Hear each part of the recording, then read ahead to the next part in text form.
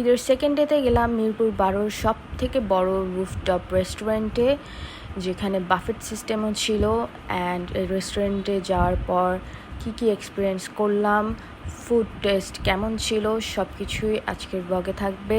Plus মেকআপের short tutorial থাকছে। And third ডেতে আমি আমার ফ্রেন্ডদের সাথে কোথায় খেতে গেলাম, কোন রেস্টুরেন্টে গেলাম, কী ডেজার্ট খেলাম, সব কিছুই থাকবে ঈদের সেকেন্ড অ্যান্ড থার্ড ডের ব্লগ। আজকে সব কিছুই থাকছে এই ব্লগটাতে। তো সকালবেলা উঠেই আমি রেডি হয়ে স্টার্ট করলাম। অ্যান্ড আজকে আমি পরবো এই রেড নেইলসটা। এটাও একটা প্রেস অন নেইলস।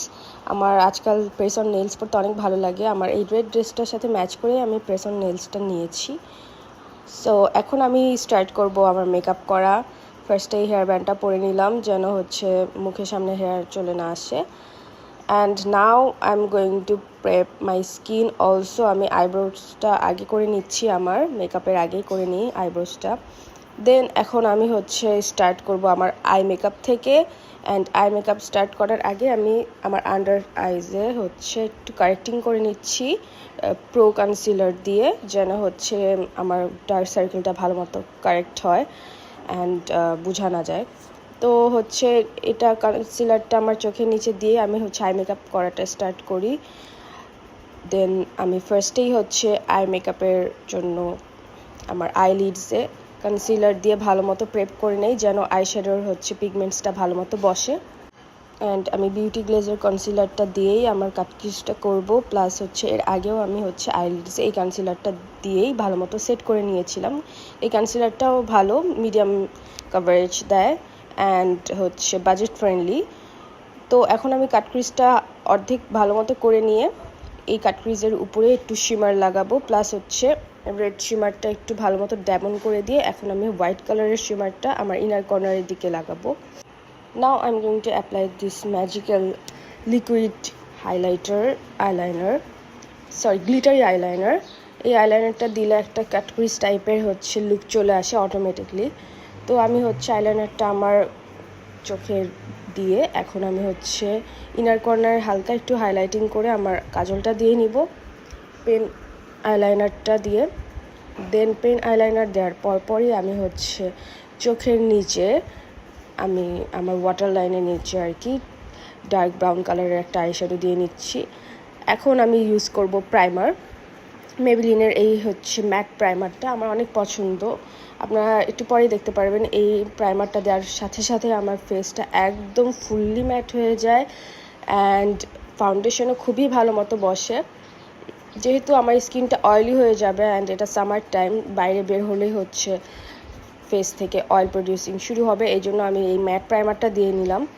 আর এই প্রাইমারটা দেওয়ার পরপরই আমি আমার ফেভারিট স্টাইলের এই ফাউন্ডেশনটা দিয়ে নিব, যেটার অনেক ভালো কাভারেজ দেয় ফেসে অ্যান্ড খুবই সুন্দর একটা ম্যাট ফিনিশ দেয়।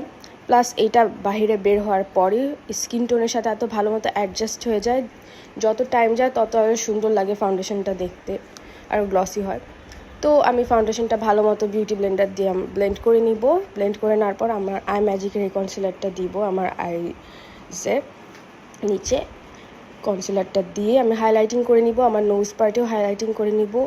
দেন আমি এই জেলি ব্লাশটা ইউজ করব। এটাও খুবই সুন্দর অ্যান্ড অনেক পিগমেন্টেড, অনেক লং লাস্টিং, ফেড আউট হয় না ইজিলি।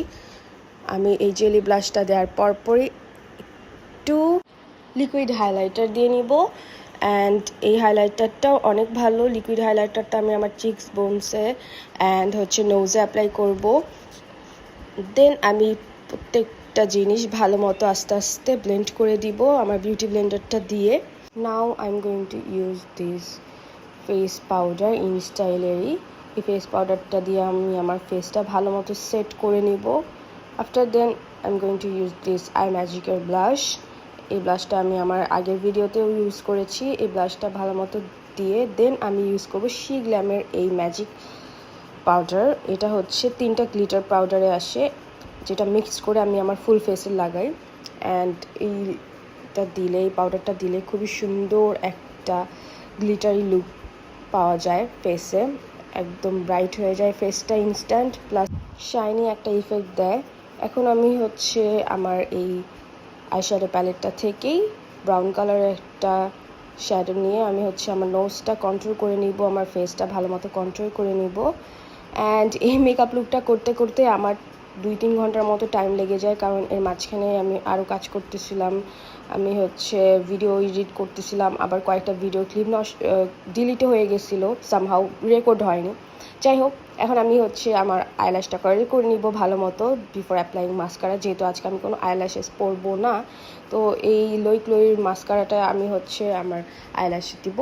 অ্যান্ড লোই ক্লোইর মাস্কারাটা আমার অনেক বেশি ফেভারিট, অনেক বড় বড় হয়ে যায় ল্যাশগুলো, অ্যান্ড হচ্ছে সেপারেটলি থাকে, এই জন্য দেখতে আরও বেশি সুন্দর লাগে।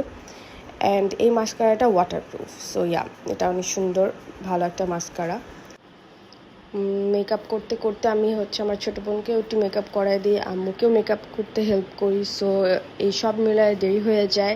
অ্যান্ড আমাদের যে রেস্টুরেন্টে যাওয়ার কথা ছিল ওই রেস্টুরেন্টে যাওয়া ক্যান্সেল হয়ে যায়। তো এখন আমি হাইলাইটারটা ইউজ করব, এই হোজো বিউটির হাইলাইটারটা, যেটা আমি আগের ভিডিওতে দেখেছি। তো হ্যাঁ, যেই স্টোরিতে আসি আমি আবার, তো ওই হচ্ছে লাইক আমি রেস্টুরেন্টে না যেতে পেরে অন্য আরেকটা রেস্টুরেন্টে আমাদের যাওয়া লাগে, যেহেতু বিকাল হয়ে যায় আর কি। তো আমরা পরে চলে যাই দ্য কুইজিন হাবে, মিরপুর 12, যেটা একটু পরেই আমি হচ্ছে ভিডিওতে দেখাবো। তো এখন আমি হচ্ছে লিপস্টিকের জন্য হচ্ছে মোকা ব্রাউন শেডটা ইউজ করছি আমার লিপ লাইনারে বিউটি গ্লেজের। দেন হচ্ছে পিঙ্ক ফ্ল্যাশের N05 শেডটা ইউজ করেছি আমার লিপসে। নাও আমি সি গ্ল্যামের একটা রেড কালারের লিপস্টিক আমার হচ্ছে ঠোঁটের মাঝখানে দিব একটা অমব্রে ইফেক্ট আনার জন্য, because I love ombre lipstick and এটা এখন ট্রেন্ডে চলতেছে। নাও আমার মেকআপ লুক ডান অলরেডি। এখন আমি একটু ফ্লেক্স নিচ্ছিলাম অ্যান্ড ভিডিওতে দেখাচ্ছিলাম মেকআপ লুকটা কেমন হয়েছে। তো আমি হচ্ছে অলরেডি আমার জুয়েলারিস পরে নিয়েছি ঠিক মতো। Now we are ready to go the cuisine hub. এখন আমি ইউজ করবো এই ভিক্টোরিয়াস সিক্রেটের বডি মিস্টটা, অ্যান্ড বডি মিস্টটা ইউজ করার পর আমরা বের হয়ে পড়লাম দ্য কুইজিন হাবে যাওয়ার জন্য, যেটা 12তে। এখানে আমি আমার মাইমির ফুটেজ নিচ্ছিলাম। সো কুইজিন হাবটাতে চলে এসেছি আমরা। এই কুইজিন হাবটা একদম রমজানুন্নেসা মার্কেটের উপরেই করেছে নতুন। অ্যান্ড দ্য কুইজিন হাবে যাওয়ার পর হচ্ছে তো আমি একদম অবাক হয়ে গিয়েছিলাম এদের ইন্টেরিয়রটা দেখে, কারণ কোনোভাবেই মনেই হচ্ছিল না যে এটা মিরপুর 12-র মধ্যে একটা রেস্টুরেন্ট করেছে, এত সুন্দর বাফেট রেস্টুরেন্ট আর কি। এটা ছিল হচ্ছে বাইরের ইন্টেরিয়রটা খুবই আমার পছন্দ হয়েছে, আর ভিতরের ইন্টেরিয়রটাও সুন্দর ছিল। আর বাইরের হচ্ছে অলরেডি হচ্ছে একটা মিউজিক ফেস্টিভ চলতেছিল, 2টা সিঙ্গারকে ডাকা হয়েছিল, যারা হচ্ছে একটু পরই লাইভ সং করবে আমাদের সামনে। দ্য কুইজিন হাবে প্রত্যেকটা সেকশনে আলাদা আলাদা জোন ছিল, কাপল জোন, দেন হচ্ছে ফ্যামিলি জোন, দেন বাচ্চাদের খেলার জায়গাও ছিল ভালো, কিডস জোনও ছিল অনেক সুন্দর। তো আমার প্রত্যেকটা জায়গায় স্পটে অনেক ভালো লেগেছে। আর সবচেয়ে ইন্টারেস্টিং যেই ব্যাপারটা লেগেছে, এটার লাস্টের মাথায় একটা ড্রিঙ্কসের জোন ছিল। ড্রিঙ্কস জোন বলতে গেলে এখানে হচ্ছে তাদের ককটেল জোন ছিল আর কি, যে কোনো ককটেল তারা বললে বানিয়ে দিতে পারবে। অ্যান্ড এটার উপরে স্মোকিং জোনও ছিল, স্মোকিং জোনটাও আমি হচ্ছে উপরে গিয়ে দেখেছি। সো মোটামুটি প্রত্যেকটা জায়গায় আমার অনেক বেশি পছন্দ হয়েছে, প্রত্যেকটা স্পটগুলো আলাদা আলাদাভাবে ডেকোরেশন করা আছে। অ্যান্ড উপরে ওঠার পর আমি ভিউটা দেখছিলাম উপর থেকে, যে ফুল রেস্টুরেন্টটা দেখতে কেমন লাগে। এখানে আমি মার কিছু রিলস বানাচ্ছিলাম, ভিডিও করে দিচ্ছিলাম। দেন এখানে লাইভ সংটা শুরু হয়ে গিয়েছে, যারা 2জন ছিলেন তারা অনেক সুন্দর করে গান গিয়েছিলেন। অ্যান্ড পাপার তো গান অনেক বেশি পছন্দ আমার আপ্পুর, যার কারণে গান শুনে আপ্পু ভিডিও করা স্টার্ট করে, মোবাইলে রেকর্ড করতে শুরু করে। তারপর আমরা একটু ঘোরাফেরা করে পিকটিক তোলার পর এসে বসলাম, তারপর খাবার অর্ডার দিলাম। অ্যান্ড এখানে আমি আর মামি ওয়েট করছিলাম খাবারের। তো খাবার খেতে আমরা পরে ব্যাক করি বাসায়। অ্যান্ড ব্যাক করার সময় আমরা একটু ড্রিঙ্কস নেই। এটা হচ্ছে ছিল পরের দিনের হচ্ছে ফুটেজ, যেখানে আমি আমার ফ্রেন্ডের সাথে বের হয়েছিলাম সুশি ট্রাই করার জন্য সেগ্রোটোতে। সুশিগুলো অনেক ইয়ামি ছিল।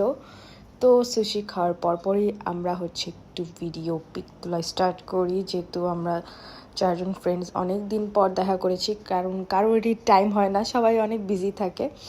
তো পরে আমরা হচ্ছে পিক তোলা স্টার্ট করলাম। এখানে আমি পিক তুলছিলাম, দেন আমি আমার ফ্রেন্ডদেরকে নিয়ে পিক তুলতেছিলাম। অ্যান্ড আমরা 4 জন যখনই পিক তোলা স্টার্ট করি অলওয়েজ আমরা এভাবে মানে হাসতে থাকি। I don't know why, but আমরা নর্মাল থাকতেই পারি না। And as you can see us always আমরা হচ্ছে মজা করতে থাকি, কারণ কলেজের ফ্রেন্ডদের কথাই আলাদা।